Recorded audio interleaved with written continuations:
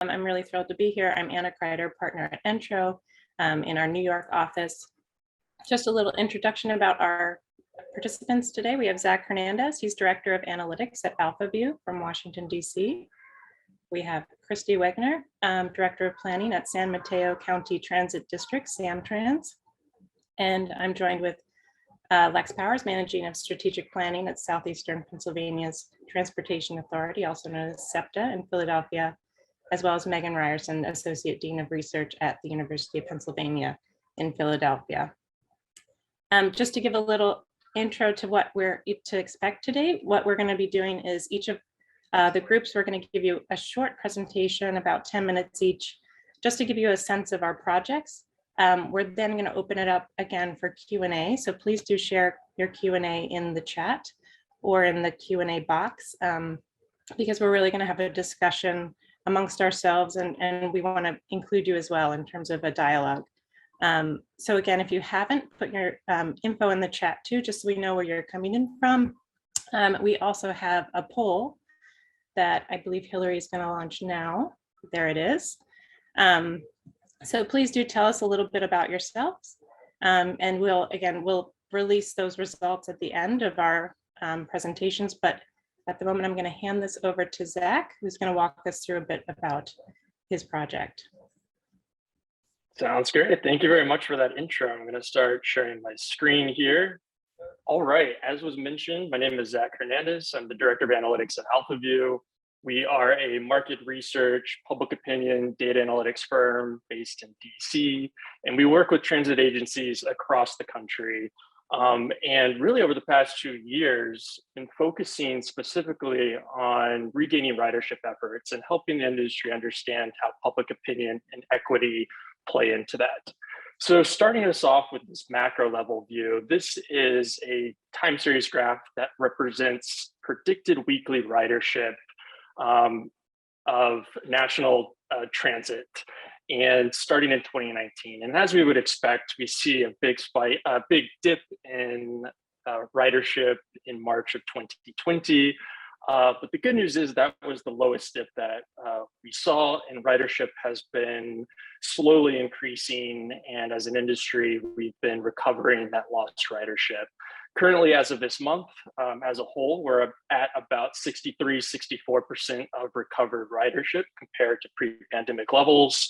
For agencies with bus service, that tends to be a little bit higher. We're closer to 80–90% for some agencies.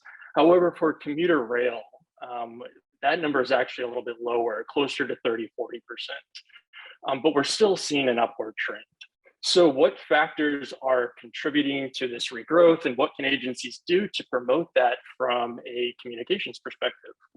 So as we know, there are many factors that play into ridership, just a lot to wrap our head around here, but I would categorize these into two main areas. On the right here, you see factors that are really outside of our control: gas prices, weather, unemployment, a COVID-19 pandemic. On the left, though, are factors that we have more control of as an industry. There's service performance, planning, where we build our rail lines, put our bus service is obviously going to impact ridership. But then there's also public feedback, public opinion, customer opinion. How does that play into ridership, and even how we're marketing and communicating to the public? So what we've been working on over the past 2 years is an algorithm that takes into account all of those factors and visualizes them here. We're using Southern California commuter rail as a case study, and have looked at ridership over the past 2 years, and are taking into account all of these different factors. So this is a snapshot of ridership in 2021. The Southern California Regional Rail Authority Metrolink, at this point, we're seeing about 4,600 rides per day, given these factors that you see on the left. But the cool thing that this algorithm allows us to do, and this interface, is to play around with some of these factors. Some are we can predict, some are happening in more real time. So for example, I'll hone in on gas prices, which we know that's very topical right now. Gas prices are increasing across the country. What sort of effect would that have in Southern California? And as we would expect, you see the total number of riders in this prediction algorithm increasing by quite a bit. And this analysis shows us that, as we would expect, these environmental factors have a strong effect on ridership. What's most surprising to us was that those factors that we do have more control over, for example, how much we're spending in advertising, do have an impact. So if the agency were, for example, to spend a few $100s more on their advertising, how many riders do we gain because of that communication outreach? These are calculations that we're making on a regular basis and helping industry understand per dollar spent, how many riders can we get back in this environmental context? And that's going to be very important moving forward. So sticking to Southern California and using Metrolink as a case study, wanted to spend some time talking about successful communication campaigns that the agency has been undergoing in the context of this regaining ridership. They are a commuter rail agency, so recovered ridership is closer to 30–40% right now, but again, we're on an upward trend. The agency is undergoing a regaining ridership effort and has a campaign. These are two screenshots of digital creative that they're using and targeting to all areas of their service area, encouraging individuals to ride again. You can see the call to action here is providing actually a trial ride to use Metrolink, to use an offer code to be reintroduced to service.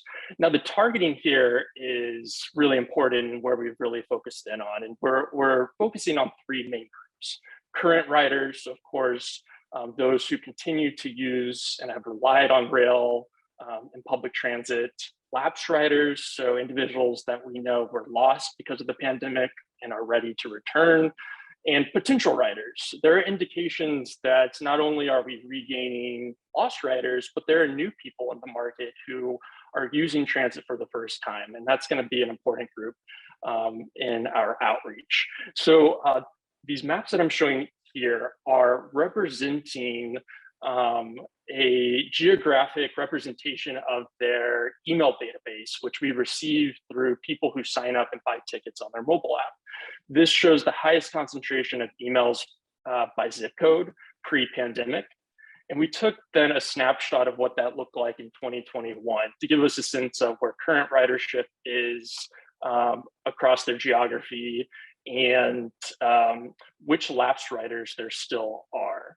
And like I mentioned, what was most exciting in diving into their email database and mapping it geographically was that there are completely new emails that represent riders who are using service for the first time.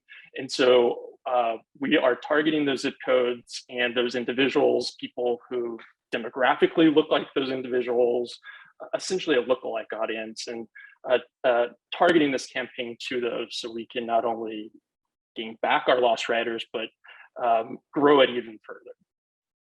Of course, not all of our messaging is paid outreach. Organic messaging is still a very important aspect of our industry's communication with the public. So we have done quite a bit of analysis with the agency to understand which messages in real time, specifically on their social channels, are getting the most positive feedback from the community. What you see here is a visualization of social media engagement filtered down to social media profiles who have engaged with the agency for the very first time. So this filters out repeat engagements from those small number of people that you know are always liking and commenting on your pages. This is just new individuals. And what we look at from an analytic perspective are the spikes. What are causing these spikes of engagement? That's the orange line there. And do they correspond to positive or negative sentiment? That's the blue and red bar graphs that you see. And these most recent spikes have showed us two major themes in their organic messaging that are activating new audience members and potentially new riders. On the left here is a message that they used in January highlighting the fact that traffic is back and in full force, and transit is a great alternative to having to sit in traffic. So again, tying it back to those environmental factors that we know are having a big effect on our communities, and showing people that transit is a good alternative. On the right here is an example of a message they use to highlight an event that individuals can attend by riding Metrolink to the event. We're in a period now where a lot of events are reopening that haven't taken place since the beginning of the pandemic.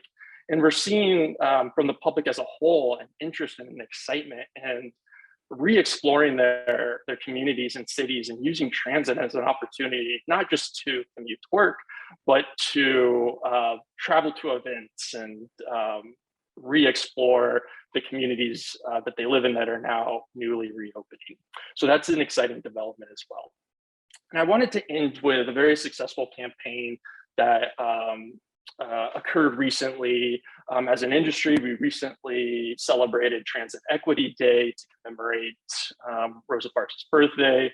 Metrolink used this as an opportunity to provide free rides on that day to commemorate Rosa Parks and to celebrate Transit Equity Day.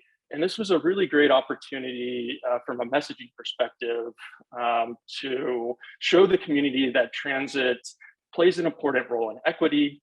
And it had the added benefit of reintroducing service to individuals who may be lapsed, to new riders, and showing our transit dependent riders and essential workers who have used our service since the beginning of the pandemic that that they really are an important aspect of our ridership, and giving them this tangible kind of thank you, offering them a free ride and highlighting discounts that they receive throughout the year.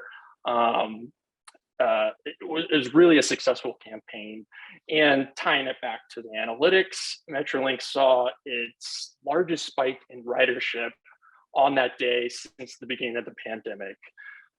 So a really positive sign and things to come. All right, so I will wrap it up there, clear the floor for the next presenters, and I'm looking forward to answering any questions. Thank you.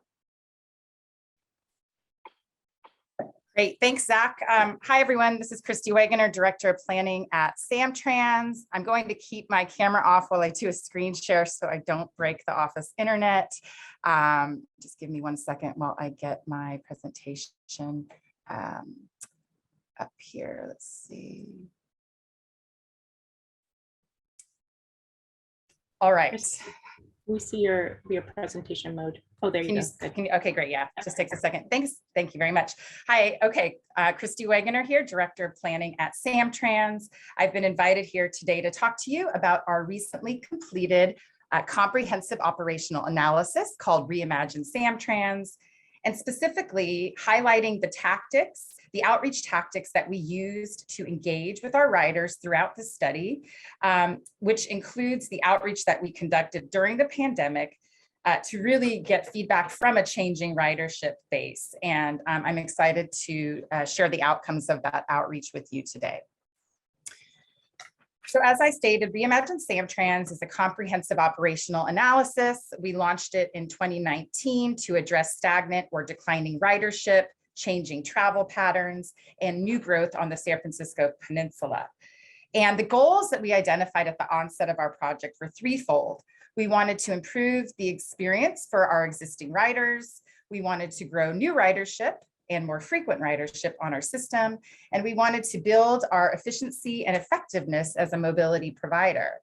And as we think about the COVID-19 impact on our project purpose, we really felt it was more important than ever that we focused in on what our riders really wanted and preferred from our network, especially those who have been riding with us throughout the pandemic. We weren't sure if new ridership was achievable. There's a lot of uncertainty around generating new ridership, but we felt that through quality service improvements, more frequent ridership was still very possible. And we thought it was more important than ever to be efficient and effective with our resources, but we started to think about how effectiveness may change and how do we measure effectiveness in a post-pandemic world, especially with a focus on equity. I'm not going to go through every milestone in detail in this timeline slide. Our project did span about 2.5 years, but I really do want to touch on the outreach that we scoped into this project. I have been working in transit for almost 20 years, and I know enough about the service planning process to understand that there are times when you have made a decision about a service plan or a route, and your outreach feels like more of a box check exercise.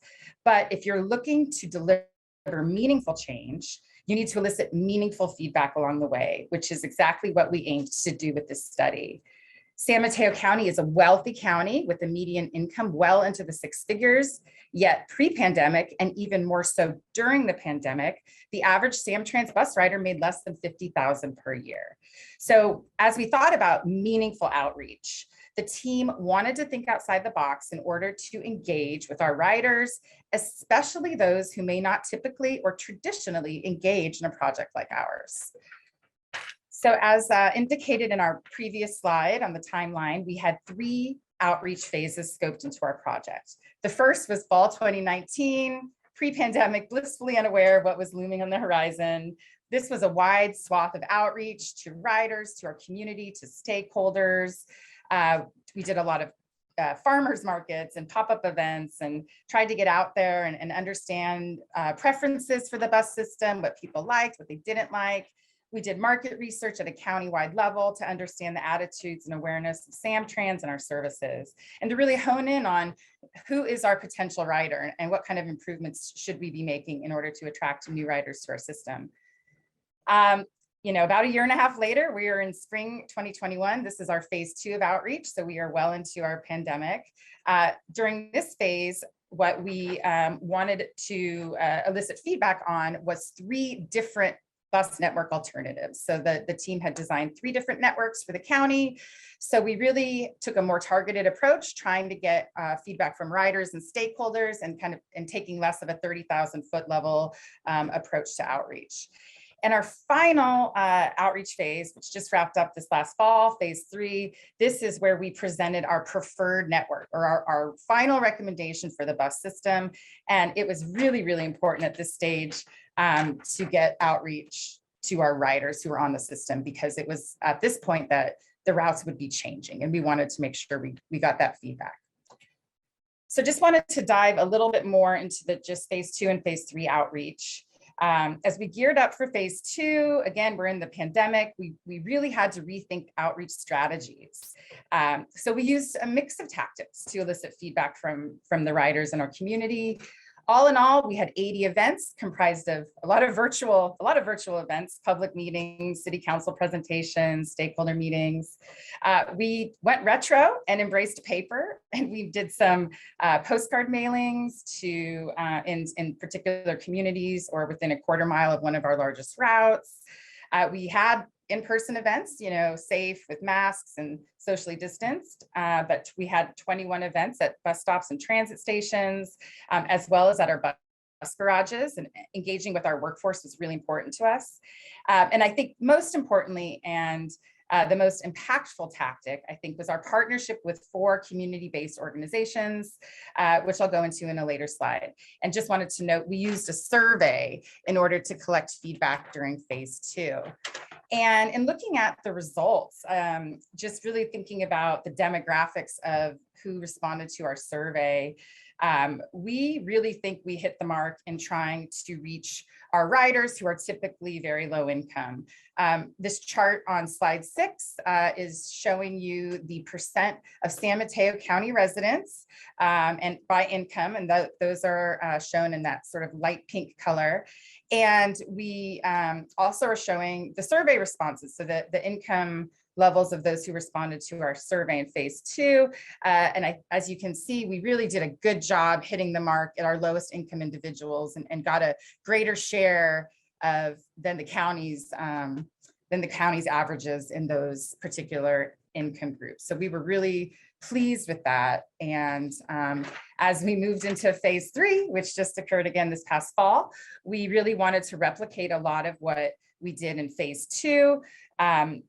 But it was really, again, very, very important at this phase to connect with writers.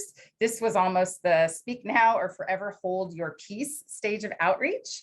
So we did we did pop-ups. We did, again, our, public meetings, all virtual and multilingual, but we did some signage. So we had signs created in multiple languages, posted at 500 bus stops in our county, which represents about, I think, 20 to 25% of our total bus stops, in order to really draw attention to our proposal so we could get that feedback. And I think, again, the numbers really can speak for themselves. During phase 3, we received over 1,000 comments. 84% were from writers or those who indicated they were writing very recently, which is great. That's really what we aimed to achieve. We wanted to connect with our writers. All in all, 61% of the comments received were either somewhat or very supportive of our new network, and our new network is bold. We are, cutting some service and nipping and tucking along the way, and really trying to refresh our system and provide quality mobility, especially in the communities who need it the most and who are currently writing. We had a public hearing in front of our board with 16 speakers, and approximately half of those speakers spoke to our board in Spanish. We had a translator available, and those individuals were largely in support of our proposed changes. We had a very loud group of people who were not happy with our plan, and they spoke to the board during that hearing. But I believe in my heart that the board hearing from our writers in their own language was extremely impactful and gave them a lot of faith in the work that the study team had done along the way. So just a few more slides here. Just wanted to kind of talk about 2 things that I think were really important in conducting this outreach. The first was engaging with community-based organizations. So we were able to, through our consultant, who was the lead technical consultant for the Reimagine project, we entered into contracts with 4 CBOs to get their help on staffing and staffing outreach events, helping us with translation, just trying to get out there in the community and get feedback on our proposal. And we do believe that the efforts were really fruitful given the demographics of our survey respondents. And I think it's always important to try to not just rely on virtual methods for outreach. Not everyone has access to that technology or has the time to participate in those virtual meetings or whatnot. So we wanted to go where the people are. We wanted to go where the writers were. And I think the CBOs were essential in us being able to do that. And I think the last piece of this is staff. I can't stress enough that this outreach was successful because the team behind the scenes and leading this project, they have a heart of gold. And I'm not even talking about myself. I'm really talking about the team of people who worked together to come up with the outreach ideas. They engaged with the CBOs, printed and organized materials, ordered t-shirts, lugged tables in and out of car trunks, and put themselves out there for hours, all hours of the day. No one asked anyone to have in-person events. When we started phase 2, we were all a little unclear about, is that safe? Or will people talk to us? But the team felt that it was very important to have sort of a boots on the ground approach to this in order to get meaningful impact. So the praise and reward really does belong to them. And so where are we now? The new network was approved by our board 3 weeks ago today. It is a bold network. It removes unproductive routes and route segments and redistributes them into our equity priority communities, which we identified as areas in the county that are low income, minority, and with 0-car households. We really are trying to deliver quality frequent 7-day-a-week service to those communities. We also doubled down on what the riders preferred, and really are thinking about how do we build that more frequent ridership. So our new network is more direct. We have a lot more off-peak and weekend service. We're delivering better frequency, and we're taking the bus to new places, such as community colleges and Oyster Point, which is I think the biotech headquarters of the world, up in South San Francisco. So we're really excited. We've moved into implementation phase, which will begin in August. And yeah, that wraps up my presentation. So I will turn it over to the SEPTA team now. Thank you, Christy. I will share my screen. Okay.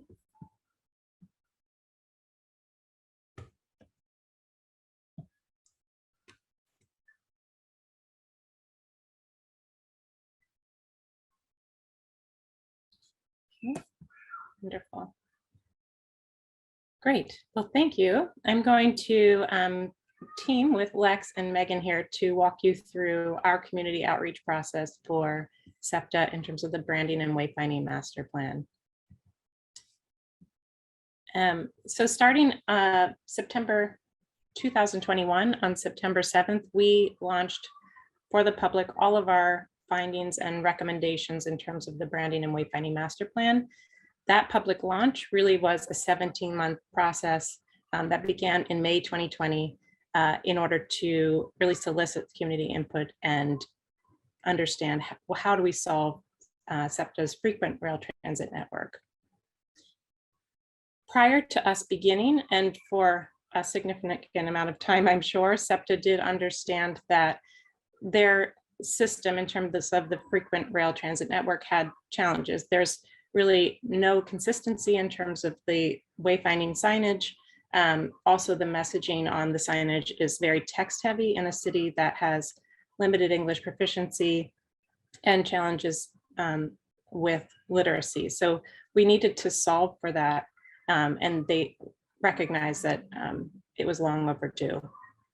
So why now? Why May 2020, 2 months after really the shutdown in terms of the pandemic and loss of riders? SEPTA understood at that point that even with the pandemic, and because of it, really, the 9-to-5 commuter was probably not going to return in any short fashion and possibly ever, that the idea of more infrequent travel patterns was probably going to be more of the norm moving forward.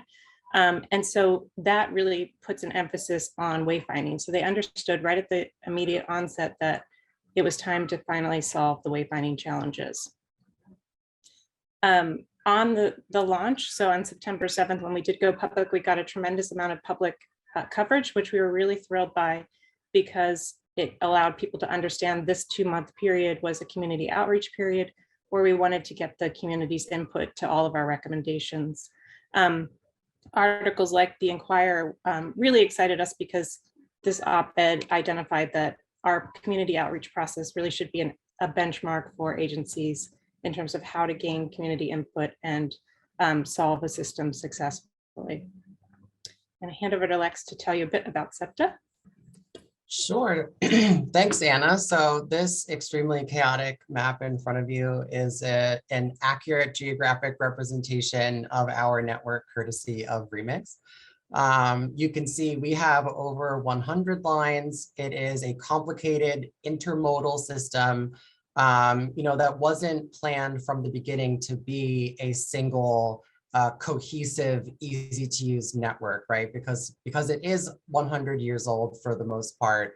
Our services were originally built and planned by private companies that competed against each other, and the unification of those services when we became SEPTA was not completed in many ways. Next slide. So you can see here the way that we traditionally talk about and brand our services. So, and it's very inconsistent. We've unified our regional rail network, which is our commuter rail network, and our bus network, but we never went ahead and unified from a communications, wayfinding, and branding perspective, the Market Frankfurt line, Broad Street line, Norristown high-speed line, and the trolley network, which in this moment in time, when commuter rail and peak oriented transit uses are suffering the most. It is that network that's focused on all day, affordable frequency, consistent services, that is likely to be the key to ridership in the future. So we wanted to be able to take those and create a unified wayfinding system to make them feel cohesive and easy to understand. And that started with figuring out exactly what to call them, which is a sticky, difficult question that we'll talk about how we answered. So Anna's going to go through the research and outreach and how we landed on these priorities, but just to go through them very quickly. So we wanted to develop a system that can be understood by long and new standing riders alike. This is probably the most important one. We wanted to build upon what people in Philadelphia understand, the terms that they use already, what is successful, and to build off of that, off of what works, to make it easy to understand for people who are new arrivals too. A particular thing about Philly is that we've only really started attracting in large numbers immigrants and people who speak different languages for the first time in almost a century. So this whole concept of people want to be here and people want to use the transit system who might not know how to already or who weren't born with that knowledge is somewhat new for us. Next slide. Great. So we did have a very thorough internal outreach program that we had worked out. We had a steering committee that was established right at the onset. We met with them every 2 weeks for the duration of the project, actually continue to this day to meet with them. We also engaged the internal SEPTA community through workshops and key meetings as well. But what I really want to focus on, given today's topic, is the public outreach, and Megan's going to share also our on-site eye tracking study. So in terms of the external workshops, we had 11 workshops, 50 plus meetings with external groups, and that was representative of over 30 external advocacy groups. And we met with those external advocacy groups from the moment we started. It was before we put pen to paper, before we even knew how we were going to even approach this. It was really to understand from their perspectives, where were the challenges, what were the opportunities, what was working well, and what really needed to be addressed. So in terms of our workshops, obviously they were virtual because of the pandemic. We would ask during those workshops some direct questions. What should we name this system? How can we take these disparate lines that have very different service modes and vehicles and combine them under one name? What should we think about in terms of the naming of the different lines? So sometimes direct like that, and sometimes indirect questions, such as draw your mental map of the rail transit network. One aspect, the rail transit network wasn't really understood as a network, as Lex mentioned. So just to see, again, what resonated. And the real goal of that was to say, we have this sea of terms, and we wanted to understand what actually was understood by the general public. We also had an online survey that was 27 questions put up over 30 days. We had over 1,500 responses, and that was translated in over 3 languages. And I think one of the most interesting was we tested the one kind of nonverbal cue for people who didn't speak English, were these pictograms. We tested them in black and white, one by one. They, in our interpretation, failed because they weren't highly recognized. When we added color, that increased by 26.2%. And so we really understood the color was what we had to build on because it had the most equity with the general public. So Megan? Yes, thanks so much, Anna. In order to really, quite literally, get the human perspective of how people take in information as they're navigating a terminal, and also to really deeply engage the community in the wayfinding experience, we engaged in an on-site eye tracking study. And what we do here is that we have these eye tracking glasses that people wear as regular glasses, and the glasses collect video and eye movement and head movement data 100 times per second. And so from this, then we asked people to execute certain missions. You're traveling here and need to take this train. Now you're transferring here. And we're able to see where they're confused, what they're looking at, and so on. And we're able to make these graphics to see how long different participants look at a sign, if they look at a sign and go in the wrong direction, many different insights. This also really served as a community engagement tool. We had over 30 participants with limited English proficiency, mobility challenges, seniors, students, people in different SEPTA advisory councils, longtime residents and tourists. And we were able to quite literally get very different, perspectives.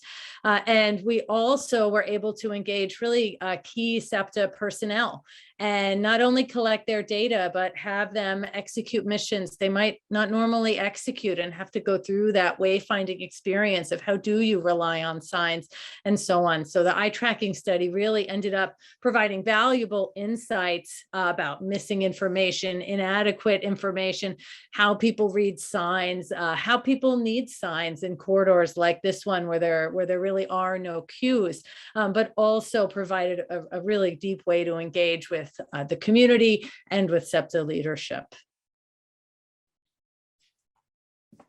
So thanks, Megan. To go back to the high level, so to solve for that original problem we were talking about, how do you start to group these together? We landed on a new branding hierarchy, and you might not think about necessarily a branding hierarchy as the necessary thing when you're trying to develop signage and service communications. But if this isn't consistent, then none of the ways that you communicate are going to be consistent either. So you can see the way that we currently organize these services on the left. It is all muddled. What is a system? What is a line? What is a pattern of a line? But we're moving towards a system that is consistent across all of these different lines so that we can communicate about them in a way that makes changing between them very easy. And that term that we're using for the network as a whole is Metro. And the reason why we wanted to use that is because people reacted very poorly in our outreach to any sort of brand that we came up with. So it kind of left the term subway and the terms Metro for this sort of network. But some of the lines that are in this network are completely above ground. Most of the mileage is above ground. Some of it is elevated. Some of it by characteristic is known as elevated. So we didn't want to say anything on where it is in relation to the ground, but really talk about the service. And that term, Metro, is understood pretty much throughout any language. And is super accessible. So you can see also here that branding hierarchy by line, trying to build off of terms that are used colloquially now. For example, the Market Frankfurt line, most of the time in speech in Philly is known as the L, because it is elevated. So trying to formalize those terms that are already in use rather than create something completely new. And this is what that looks like applied to an entrance of the Broad Street line, for example, and the sorts of information that you would provide at different points. And this is what a map looks like, trying to downplay that commuter rail network and trying to talk more about, for example, connecting bus services that are frequent. We have about 24 or so bus routes that come frequently throughout the day, that have massive amounts of ridership and are very important. And then what that looks like, that standardization of communication across line maps too, whereas each line had its own unique flair.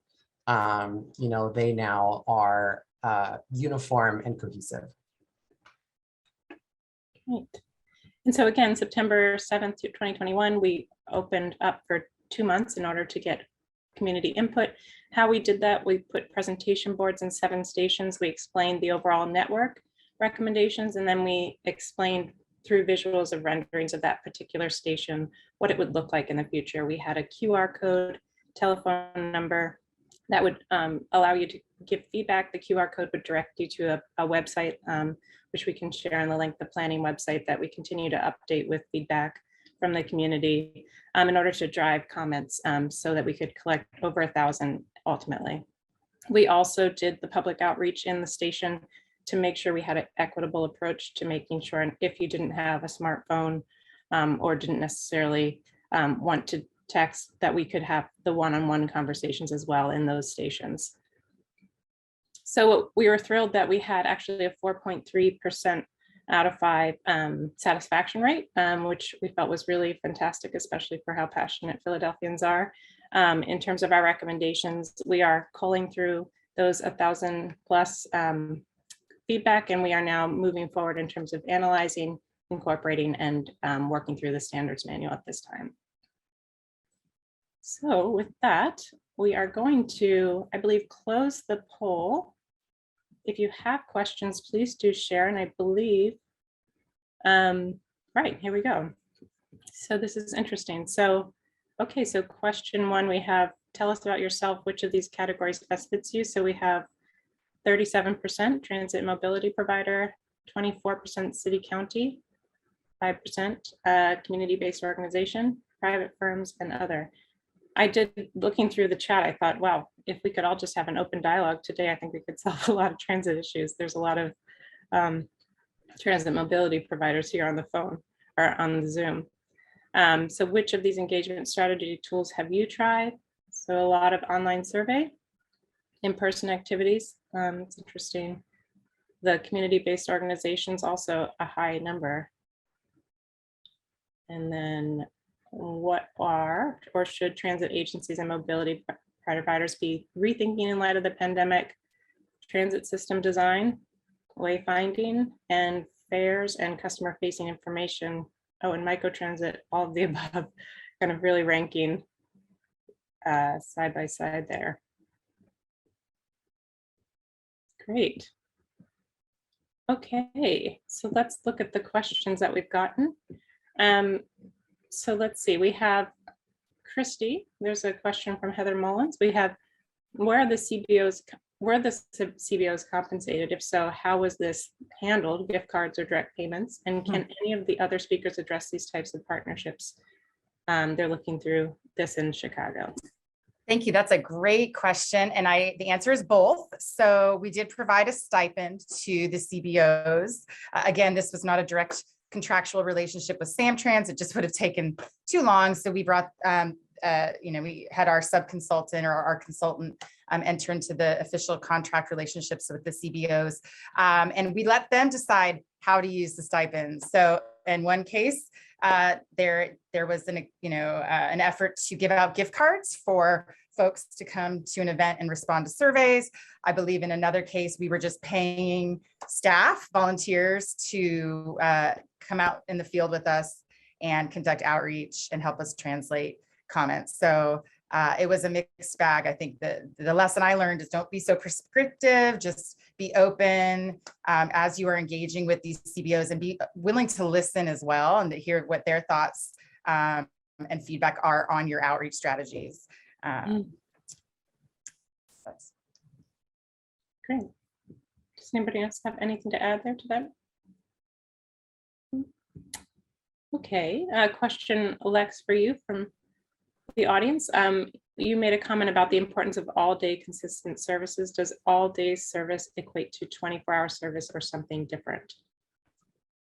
Yeah, I mean, it definitely should if we're talking about creating a network that supports all sorts of commute times and shift times and personal trips and all of that stuff. That stuff doesn't end overnight. But of course, not every line runs 24/7. So we have a night owl network. We have certain lines that run 24/7. Some of these lines in the Metro network have run 24 hours a day in the past. For the most part, we use buses to handle that overnight right now. But I think that's an important point, that when we talk about accessibility through consistent services, I think that's got to be an important part. Mm-hmm. Great. And we have a question regarding maps as well. And I think, Christy, you may be able to answer this as well. And I think we can talk about it from the SEPTA perspective as well. But how do you standardize a system map? This is specific to Philly. I believe the city and suburban maps on the website and in person are very disorganized and confusing from a customer standpoint. We recognize that. would this ultimately result in updating the maps to reflect service levels? So I think, Christy, you can answer that from your perspective as well, but how do you talk about service levels and frequency, I think also in terms of maps, which I know for SEPTA we're looking at in terms of thinking about the revamp of how do we have these hand schedules and what is the future of a hand schedule, as well as what information is available in the station. So that's something we're in the process of studying. Lex, you can certainly add, and Christy, if you have any comments. Yeah, I'll just say quickly, you know, I certainly recognize that they are disorganized, and they are especially disorganized for the bus network. And part of the reason why we haven't waded too deeply into bus mapping and nomenclature yet is because we are in the midst of a bus network redesign right now. So we don't exactly know the network that we're going to be dealing with by the time that we implement this stuff, but bus mapping, you know, that is as easy to understand as rail mapping is going to be, you know, a huge priority through that process. Yeah, and I'll just add, and I hope folks aren't disappointed with my answer, but I don't actually know exactly how the maps will be taking shape. There's a lot of effort at the regional level here in the Bay Area to standardize regional, you know, mapping and wayfinding to come up with a common brand, because we have 27 transit operators out here. So there's all sorts of different fares, levels of service, route types. So there's a team of us, the transit planning staff, who started working together early in the pandemic to try to really address making sure our systems were connecting with one another, given that we were all sort of running skeletal service. And that sort of conversation expanded, and we started to talk about how we categorize our routes. You know, what I call a frequent, AC Transit might call a rapid. And so that was the first step to try to standardize those route categories and types. And I do think there's more to come. We've looked at maps like a frequency map that you can see like a thicker line, indicating more frequent service. So I don't know where we'll land up. We'll probably stick with our kind of existing look and feel of our map right now, just kind of waiting for the regional work to settle and then align accordingly. Great. Zach, could you talk to us about what outreach tools you found most effective for eliciting input during the pandemic?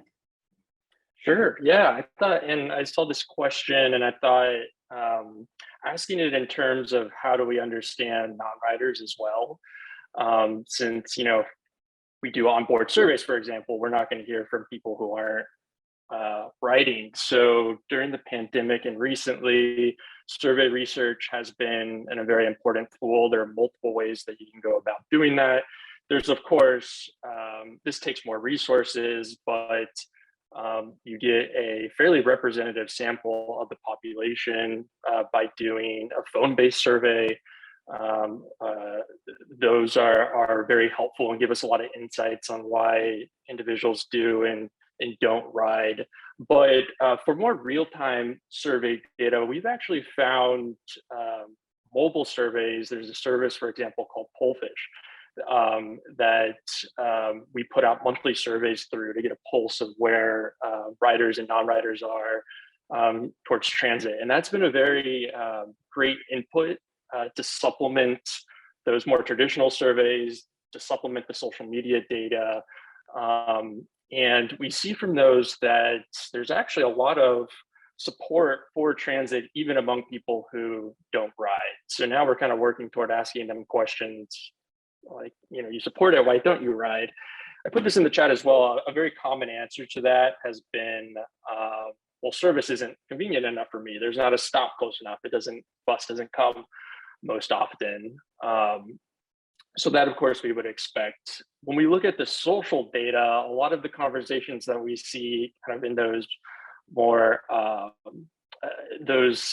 platforms that people, discuss topics kind of on their own terms, we see, for example, conversation threads about safety being an important conversation that the public often especially non-riders, apply to transit? So is the train safe enough for me to ride from a COVID perspective, from a safety perspective? That's something that as a industry, we should keep a close eye on as well. If I could add on to that, because we did a lot of market research for our study to really understand who might ride our system and what are they looking for. So we did I mentioned a countywide statistically significant market research survey. And from that effort, we were able to cross-tab answers and kind of group or segment our market. We had people that I'm addicted to a car and we're not even thinking about what they're riding, what they're asking for. You have people who are transit supportive, but not really, they're likely to vote for a transit related measure, but they're not necessarily going to get on a vehicle. You've got people that are like ready for a change. So they're thinking about their options, and you already have your transit supportive, I'm already on the bus or train, that segment. So we tried to identify who to, take off the table, go, enjoy your car, no judgment. So we could kind of better hone, our service plan. And we also had focus groups, and I just cannot tell you, I watched them. And it was awesome. We had non-rider focus groups, we had rider focus groups, we had English or Spanish speaking rider focus group. And it was just really fascinating to just hear that dialogue and just learn firsthand what people are really, what they are thinking about, their attitudes and even awareness of your route. Some people say there's no bus near my house, but there is, and they're just not aware of it. So those were really helpful for us early on in our study. Great. I think clearly we are all huge lovers of data on this webinar, but I'd love to open up to Megan for you to just speak a bit about your perspective on data and community advocacy and policy development, how those three are kind of intertwined in the impacts on one to the other. Definitely. I'd be delighted to. I spoke a little bit about the eye tracking study, the eye tracking, you could say, simulations. And to me, they really serve two distinct, related, and equally important purposes.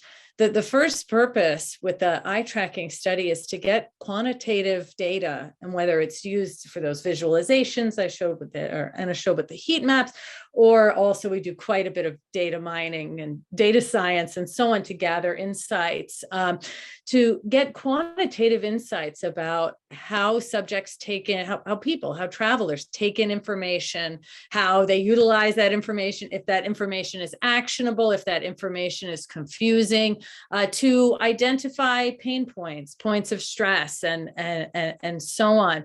And to take that quantitative data and to merge it with our qualitative insights. So many times we understand something qualitatively, and certainly as transit planners, transportation planners, we understand something qualitatively, but to be able to merge that qualitative understanding with quantitative data to show a figure, a visualization to reinforce our qualitative understanding, it makes the point so much stronger. And I have heard this again and again in my own research in transit and other sort of applications of using eye tracking, which is, this is something I understood, but now that I see this figure, it's really clear to me that, we should invest in this way and, and not in this way, or we should place this sign here and not here. And, that the merging of the quantitative and qualitative is really powerful for, moving the needle with decision makers and so on. The second component of eye tracking, which has just been so incredibly valuable, is in community engagement. We know as transit planners that the community has a lot to say about the transportation system, and wants to be a part of the process and be heard. And so being able to incorporate members from the groups that we showed on the slide and gather their feedback qualitatively, but then also say, we really want your data, right? Put on the glasses, go through the simulation, tell us before and after, with a survey, how that experience went for you.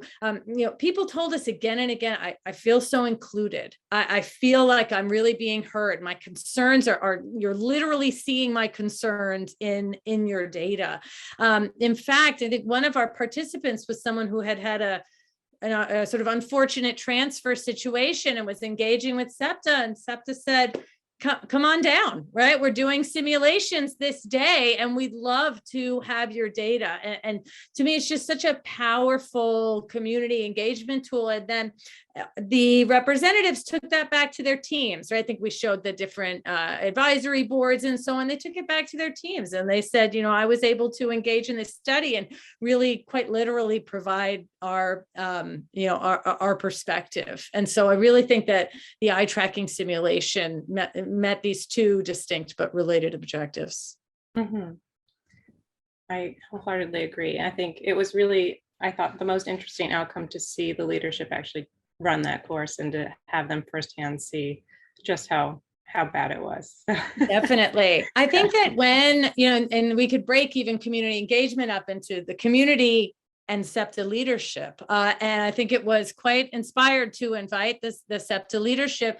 And we had a long set of missions that they had to go through, the same as the subjects. And it's one thing to say, oh, I know how to do that. And then it's another thing to be wearing eye tracking glasses, knowing that we're going to be watching your data later, and to have to go through all the steps to maybe make a transfer you don't make on a regular basis because it's not where you live or where you go for activities or so on.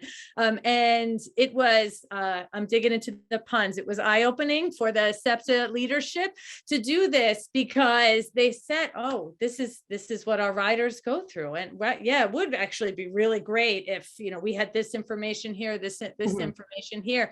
And also even just to tell them, this really should have taken 10, 15 minutes. This whole thing took you 35 or 40. And to get that sort of quantitative data to reinforce how much more challenging it was for them than they expected. Mm-hmm.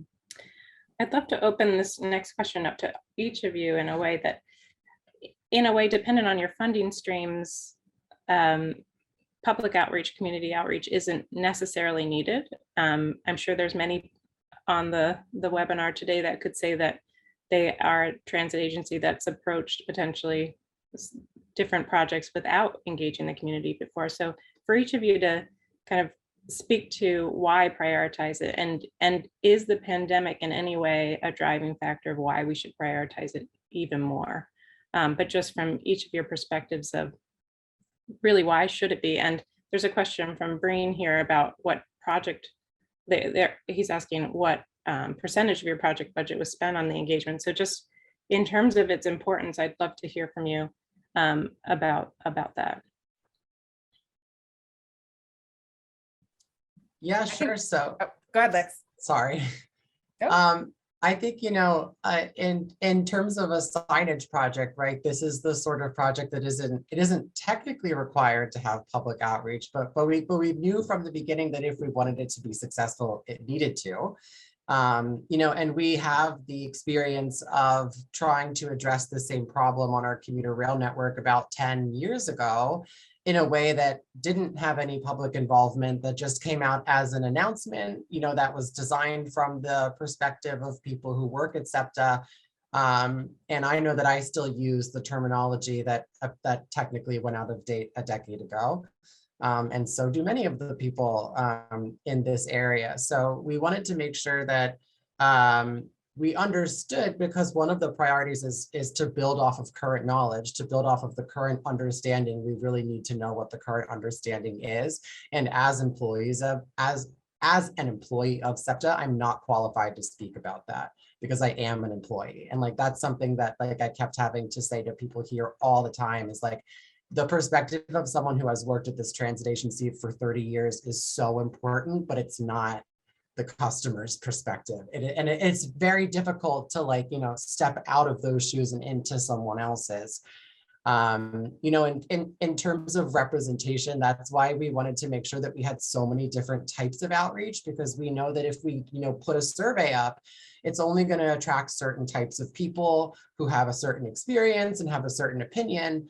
The same goes with an in-person meeting or a virtual meeting. You know, so we really tried to design as many methods of outreach as possible. And then, like Megan said, working with those advocacy groups. So we really, you know, we need to have the experience of people who don't speak English, or people who just immigrated here, or people with disabilities.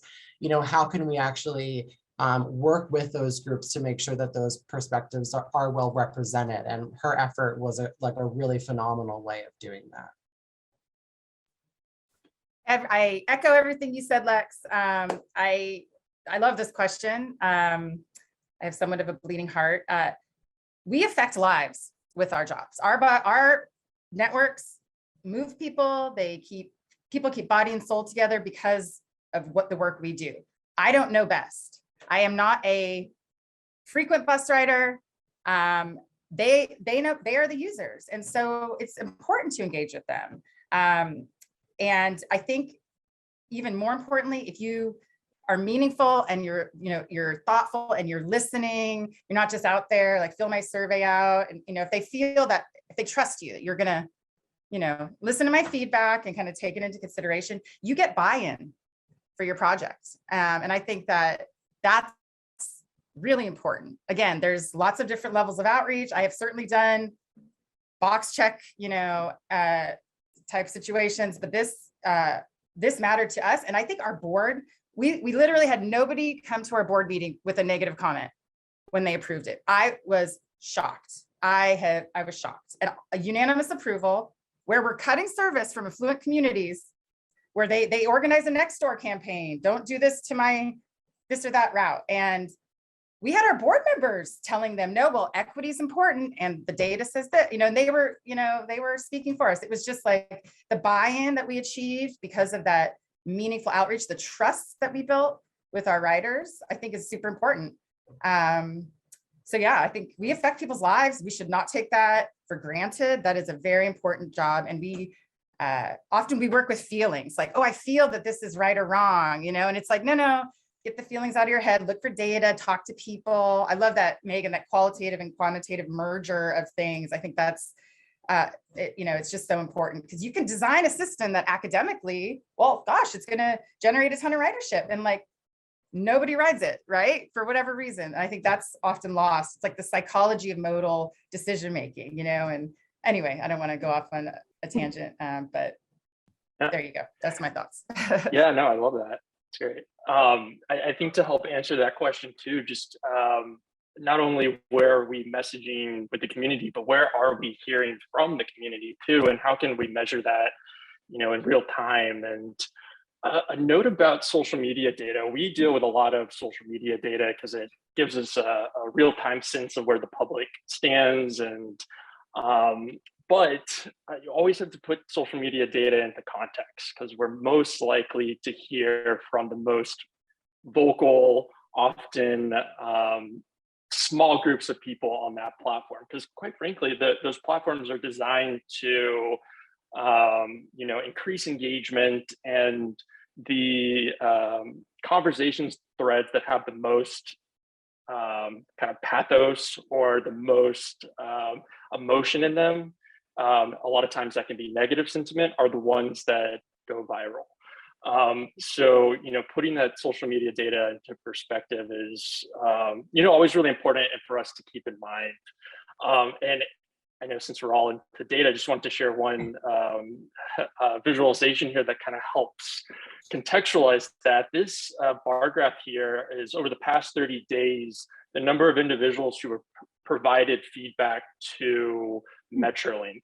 And you can see here that their social media channels, people who are commenting about service, is relatively low compared to their phone center data.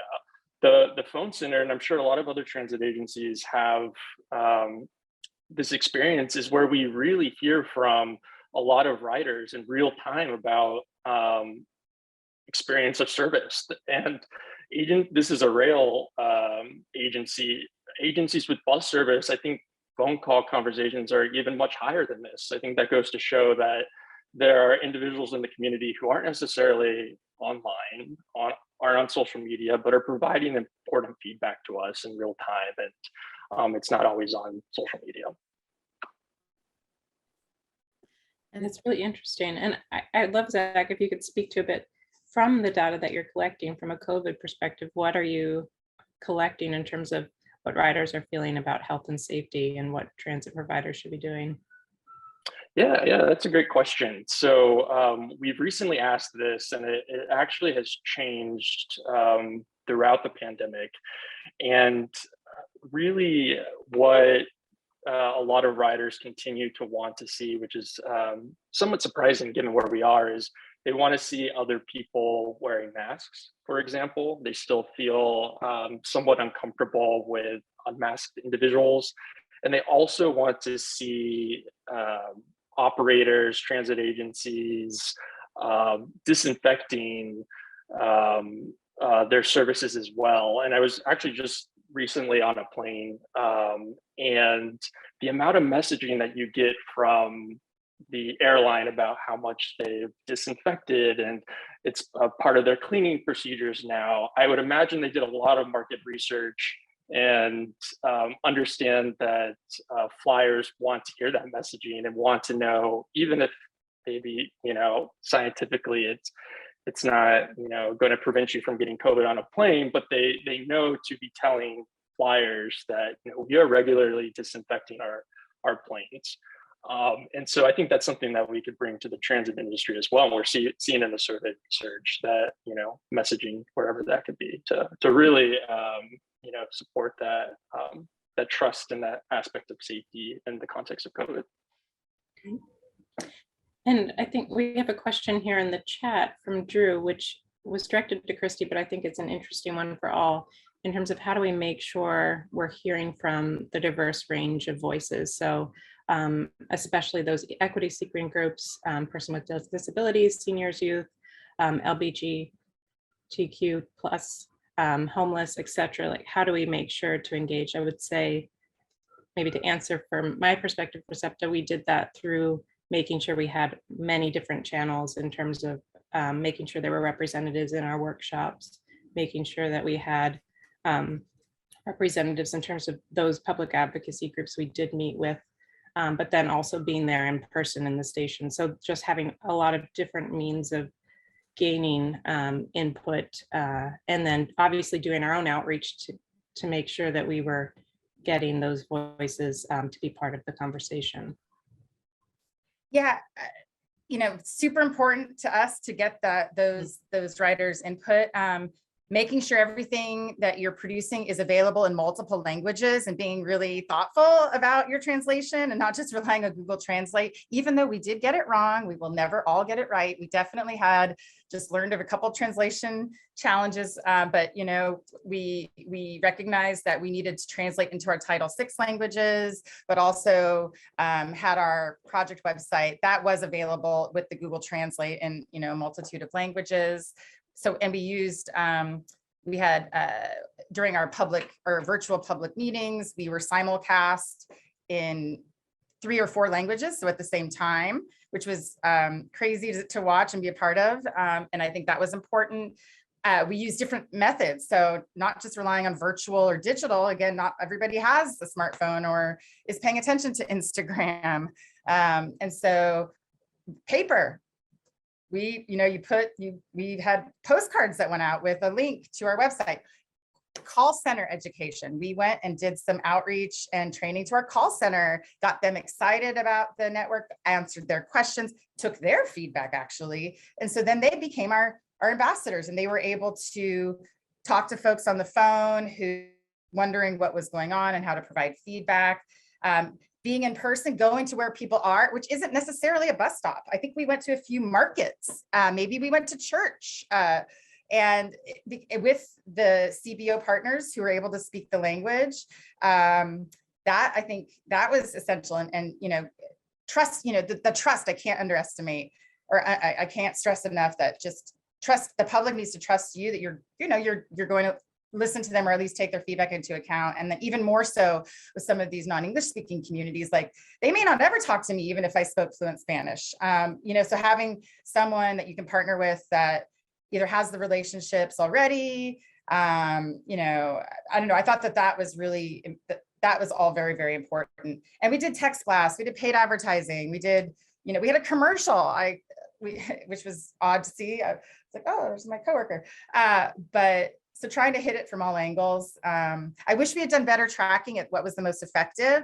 Sadly, we didn't think about that in enough time to track things. I know our text message blast was pretty fruitful in terms of generating comments. But there's also this weird place when you're a planner like I am. I don't want everyone's comments all the time. I think I wanted, that sounds horrible, but it's at the stage in phase 3 when we were like, your route might be changing. I value all comments, but I'm not really looking for someone to just opine on what, if you do this, then maybe I'll get on the bus. And it really meant a lot to us to dig into what the riders were saying, right? So anyway, yeah, so we used a variety of tactics, and it was very important to us to talk to all those groups.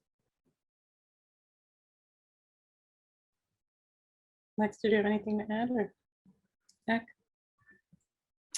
I think the one thing that I would add is that we've spent the last few years as an agency trying to build our relationship with local advocacy groups. Those are not strong relationships those were not strong previously. And I don't think that a project like this, and at the same time, we have that bus network redesign going on, and we have projects going on looking at the future service on our regional rail network. All of those things, have been successful because of the help that we receive from those groups to really get broad representation in a lot of these projects. So I owe many thanks to probably many hundreds of people for helping out with these efforts. Great. Hillary has a great question here. How do you keep the relationships going after the particular outreach project is done? So how do we, and especially Zach, you could answer that too, of how do you continue to use that data, but really, so how do you keep the relationships alive and continue to have a conversation? Well, for us, we followed up. That feedback loop is like super critical and often missing. And so once our board approved our plan, we sent notes to our CBO partners to thank them and to share the good news. And I think it is a relationship that you have to build, right? You can't approach this as a one and done. I just need you for this. Like it really, if you want to be meaningful and thoughtful and actually bring, I think, quality change to a community, it is important to continue to engage. So I would expect that as we move to our implementation outreach events, which will be happening this summer, we will look to try to re-engage with our CBO partners and have them help us spread the word about the new changes and help educate riders about the changes. But it does take effort and that's and persistence, right? And finding the right organization to work with as well. Mm-hmm. Well, go ahead, Lex. Yeah, I'm just smiling because that hasn't happened yet. So we're still so early. We have so many projects going on. We haven't gotten to the point where a project has ended and then we need to maintain relationships. So that was good to hear.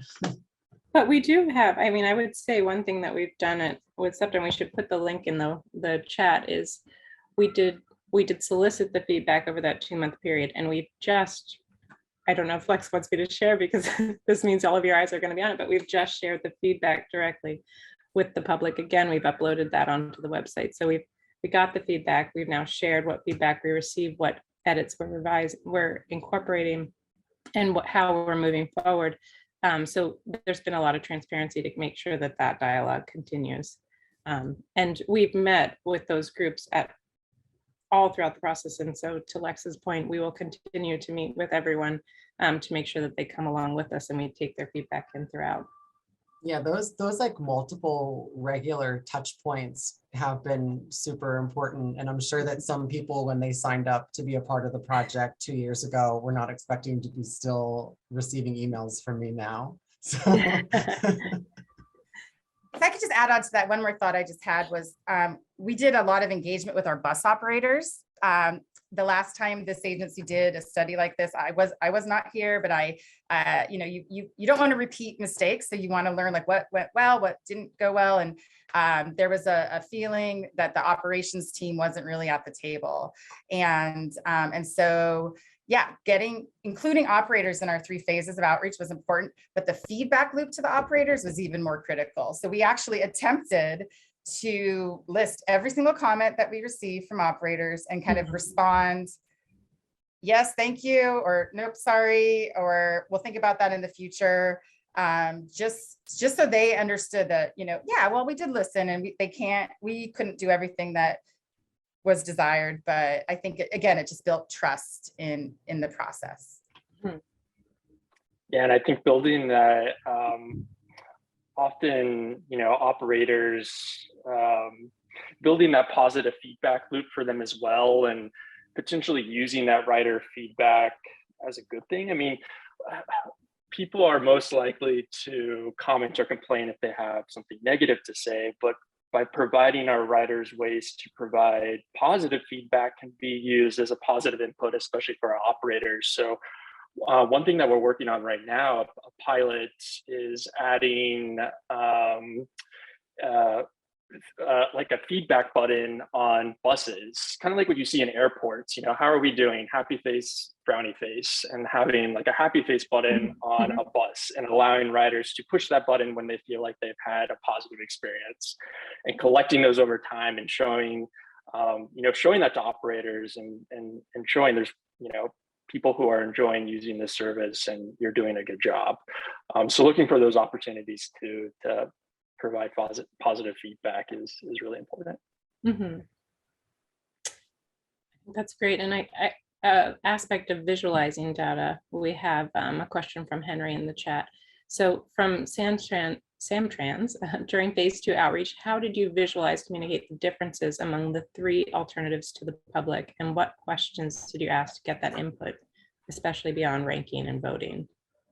Well, it was really hard to do that. I'm pulling up this booklet that we had with all the changes. So we had 1-pagers in multiple languages with each alternate, so route 20 would have alternative A, B, and C, and some narrative to describe the differences. But it was really difficult because there's so much interconnectedness between the routes, and we didn't want people to cherry pick. Like, I like route 20 and alternative 1, and I like route 42 and alternative 2, and they don't really fit. So we attempted to, we did our best. We had large maps, so kind of a big system map where you could see the differences between the 3.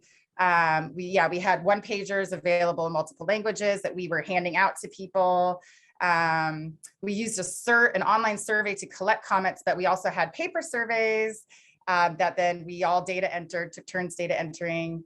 And then I think for our phase 3, it was a little easier to communicate because we only had 1 network to try to get feedback on.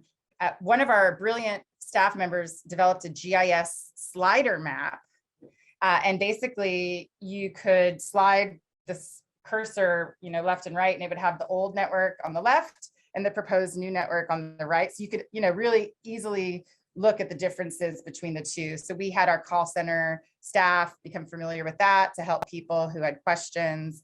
But yeah, it was really a challenge to try to articulate, not only the 3 different networks, but how it works together, and how they work together. And it was never meant to be, pick network A, B, or C. That there was always the thought that we would try to take the best elements and features from each of the alternatives and advance them in the preferred network. And Megan, maybe you want to add anything in terms of data visualization, or, what was really helpful in terms of, I think, your findings too, is identifying those big wins too, and maybe common threads. So just some lessons learned there to share. Definitely. Something that's coming to mind in terms of big wins is a visualization we were able to do about a very confusing set of arrows that was directing, that is directing people to go a particular way. And through the collection of the data, we were able to show that every participant looked at the arrow, looked at it intensely, and then went the wrong way. And it was just such a powerful visualization, and that to be able to show it's not that people are missing the sign or so on, but this design is not eliciting the response that we want it to. And so these kinds of visualizations, again, paired with the stories, the individual stories, just prove to be very, very powerful. Mhm. Great. We have one last question in the chat. I know we're winding down on time here. So Breen is asking what, as each of our individual roles, what participation in the engagement and how were we represented? If so, of which population, a rider, service area, etc. So what role was your participation in as engagement representative? I lugged tables, like, all levels, like, less and less so in phase 3, but definitely I believe in, leading by example. Don't ask someone to do something that you're not willing to do yourself. So I definitely was present in the field. Oh, I'm sorry. I've misrepresented that question. I'm asking how the participants were representative of the community. So how were they representing the community? Is that so right? in the Samtrans case, we represented the community. If you just looked at the income levels of our survey respondents compared to the county, we did a really good job hitting the mark there and actually getting an over-representation of low-income individuals. And I wanted to mention in the eye tracking study, this is something we took really seriously, which was that we wanted participants from many different sort of categories and identities. And I noticed a comment about the college students and using college students as a positive thing in the chat. And the approach that we took was that I wanted to pilot this and get baseline. So I had a lot of my students, run through, test out, make sure, get the kinks out of our scripts and so on. And, then when we were really doing the big simulations, then we had, representative populations. One thing that I think was really powerful about using the urban planning graduate students who are completely dedicated to the study of transit was watching them get very lost. And thinking, okay, this is a bound here, right? These are people who have dedicated their lives to the study of transit. They're 24, able-bodied, have no other impediments, nothing that there are no other people they're traveling with or so on, and they're having struggles. So really created a nice baseline for then bringing in the rest of the population. Yeah, I'll add, this goes back to something I said earlier about the different methods of outreach are just inherently going to touch and involve different people. So, that survey that we did that we put up about a year and a half ago that Anna went through the results of, like, we found that the people who took that were, for the most part, SEPTA experts. They were people who knew about SEPTA, who lived in the area, who were interested enough to seek out this survey and spend time taking this survey. So you need to look at the results of that, with that context of okay, so the fact that only 40% of people recognized this icon is actually even worse than it looks, because these are self-professed SEPTA experts. And that's why it was so important also, to meet with different advocacy groups, to do these exercises once we were able to, because of COVID, to do, workshops and public meetings and presentations and reaching out to different counties that we serve and governments, to really try to get the most diverse sample possible. So it took a lot of really intentional work, because we know that those wide net methods are just not going to get the sort of representation that we need, even though we need to do those as well. Great. Any last closing remarks from any of the panelists? And I'm sorry if I in advance if I haven't had your question asked. I would love to say, when you were asking about, how should we be planning with COVID and so on, I wanted to say how delighted I was to be a part of the study, Lex, Anna, that we talked about, really because to me, if we want to expand ridership, we need to make sure that new and existing riders feel safe and that the system is accessible. And I don't just mean physically accessible. I mean that they can get to the station, they can navigate to the station confidently, feel safe while doing it, feel secure. And wayfinding is such a key part of that. So I really see wayfinding being empowering for riders and being a key to this sort of post, COVID ridership recovery and expansion. Thanks, Anna. Obviously, I agree as a wayfinding designer, and I appreciate that.